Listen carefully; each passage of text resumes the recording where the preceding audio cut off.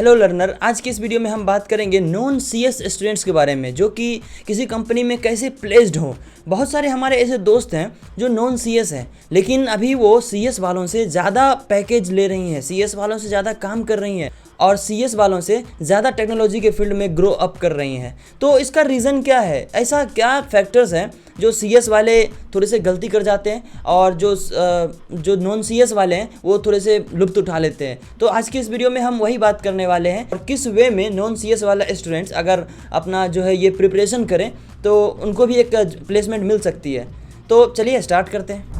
तो होता क्या है ना कि बहुत सारे स्टूडेंट्स को एक मिथ है कि आईटी सेक्टर में सिर्फ और सिर्फ कंप्यूटर साइंस एंड इंजीनियरिंग के ही स्टूडेंट जा सकते हैं, लेकिन जो गलत है।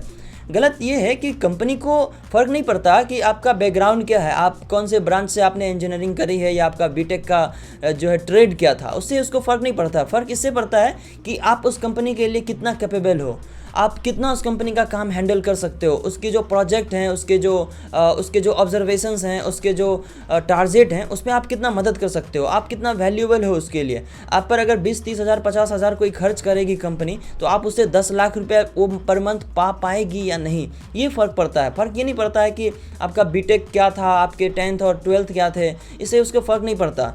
तो अब हम बात करते हैं कि नॉन सीएस स्टूडेंट जैसे किसी भी ब्रांच के हो सकते हैं, जैसे सिविल, इलेक्ट्रिकल, ईसी एंड ये सारी चीज़ें जितने भी ब्रांच होते हैं एक्सपेक्ट सीएस। तो हम कैसे प्लेसमेंट की ओर जा सकते हैं, जो हमारा गाइड क्या होना चाहिए, हमें किस तरह से प्रिपरेशन करना चाहिए, तो आज के वीडियो में हम बेसिकली वही बात करने वाले हैं। तो चलिए स्टार्ट करते हैं। यह जो मैं गाइड देने वाला हूँ यह उसके लिए है जो आईटी सेक्टर में जाना चाहते हैं, नॉन सीएस वाले जो स्टूडेंट्स हैं इंजीनियरिंग के। वैसे तो हर किसी का सपना होता है कि प्लेसमेंट हो, या कोई सिविल का स्टूडेंट है तो उसके लिए मैटर थोड़ी करता है कि हमें बुर्ज खलीफा में ही नौकरी होनी चाहिए। हमें इंडिया के किसी आईटी सेक्टर में भी अगर जॉब मिल जाए तो वो भी एक प्लेसमेंट से हुई, वो भी जॉब ही हुआ। लेकिन इसको क्रैक करने के लिए, इसको फोड़ने के लिए हमें किन किन चीज़ों पर ध्यान देना पड़ता है, तो आज हम वही बात करने वाले हैं। सबसे पहले रेज्यूमे प्रिपरेशन। ये फ़र्क नहीं पड़ता है कि आप कितना टैलेंटेड हो, ये भी फ़र्क नहीं पड़ता है कि आपका लॉजिकल स्किल कितना बड़ा है, ये भी फ़र्क नहीं पड़ता कि आपका कम्युनिकेशन कितना अच्छा है।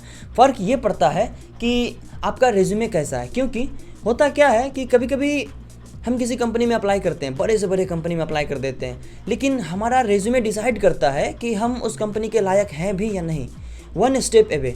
क्योंकि हम कंपनी में अप्लाई कर दिया हमने, और फिर उसमें से रेज्यूमे सेलेक्ट होगा या नहीं इसका गारंटी कौन देता है?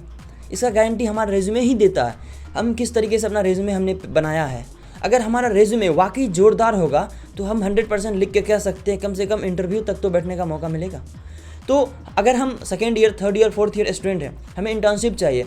सिविल और इलेक्ट्रिकल ब्रांच के भी बच्चे, मैकेनिकल ब्रांच के भी बच्चे काफ़ी सारे ऐसे हैं जो आईटी सेक्टर में इंटर्नशिप करते हैं। इसका रीज़न क्या है? इसका रीज़न यह है कि अपना रिज्यूमे इतनी तगड़ी बना के रखते हैं कि किसी कंपनी को लगता ही नहीं कि वो सीएस का स्टूडेंट नहीं है या मैकेनिकल का है या सिविल का है, पता ही नहीं चलता। तो यार उसके लिए सबसे ज़्यादा जो महत्वपूर्ण है वो है हमारा रिज्यूमे बिल्डिंग। तो हम जितना अच्छा रिज्यूमे बनाएंगे, जितना अच्छा हमारा रिज्यूमे होगा, रिज्यूमे जो होती है ना वो बताती है कि इस बच्चे को सिलेक्ट करनी चाहिए या नहीं। अब बात करते हैं एग्ज़ाम के बारे में। एग्ज़ाम एक ऐसी चीज़ है, अगर आपका रिज्यूमे शॉर्टलिस्ट हो गया तो आपको एग्ज़ाम के लिए कॉल किया जाएगा, फिर आपको एग्ज़ाम में एप्टीट्यूड और कोडिंग राउंड निकालने पड़ेंगे। तो बेहतर है कि मैटर ये नहीं करता कि आपने 3-4 सालों में आपने कितना कोडिंग किया या कितना आपने सीएस की पढ़ाई करी, उससे फ़र्क नहीं पड़ता कंपनी को। फ़र्क पड़ता है इससे कि आपकी कोडिंग स्किल क्या है। तो आपको कुछ समय में आप यूट्यूब से या फिर अदर सोर्सेज से आप कर सकते हो, ऑनलाइन बहुत सारे रिसोर्सेज अवेलेबल हैं, तो कोडिंग ठीक कर लो। एप्टीट्यूड आते हैं, जो सबसे ज़्यादा ज़रूरी होता है एप्टीट्यूड किसी कंपनी को एज ए फ्रेशर क्रैक करने के लिए। तो यार एप्टीट्यूड के भी बहुत सारे रिसोर्सेज ऑनलाइन अवेलेबल हैं, तो वहाँ से आप एप्टीट्यूड सीख सकते हो। अब बात करते हैं, अगर आप उस एग्ज़ाम में पास हो गए, शॉर्टलिस्ट हो गए, तो आपको इंटरव्यू के लिए कॉल किया जाएगा। लेकिन यदि आप नॉन सीएस बैकग्राउंड से हैं तो कुछ चीज़ आपको मैनेज करना पड़ेगा। जैसे कि कुछ टॉपिक जो इंटरव्यू रिलेटेड, जो टेक्निकल बैकग्राउंड से आते हैं, उसको तो कवर करना ही पड़ेगा।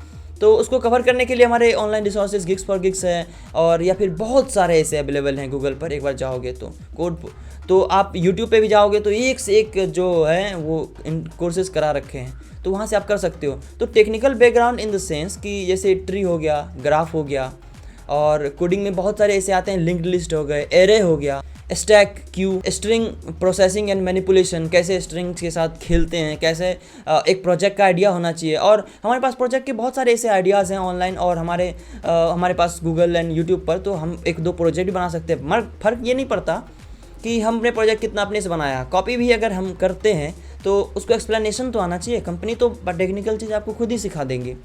फर्क ये पड़ता है कि आपको ग्रैब करने का क्षमता कितना है। आप नॉन सीएस से भी हैं तो आपका लॉजिकल बिल्डिंग कैसा है, कैसा आप किसी चीज़ को ग्रो कर लेते हैं, किसी चीज़ को एक्सेप्ट कर लेते हैं, कैसे ग्रैब कर लेते हैं, ये सब चीज़ें हैं।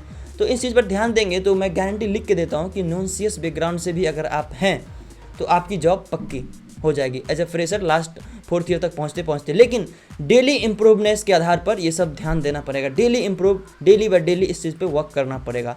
और भी बहुत सारे ऐसे फैक्टर्स होते हैं। अगर आप हमारी चैनल को विजिट करेंगे, नीचे लिंक डिस्क्रिप्शन में है, इस चैनल विजिट करेंगे तो मैंने हिंदी में बहुत सारी चीज़ें सिखाई है।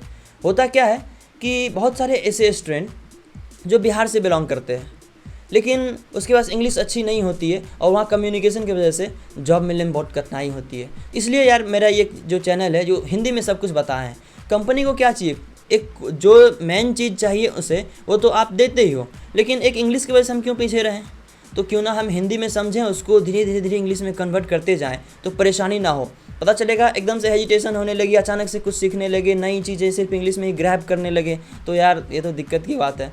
तो यार सही है, अगर इन चीज़ को फॉलो करो और मेरे चैनल को अगर विजिट करोगे तो इसमें उम्मीद है कि बहुत सारी चीज़ें का आंसर्स आपको मिल जाएंगे। तब तक के लिए यार ठीक है, मिलते हैं नए वीडियो में।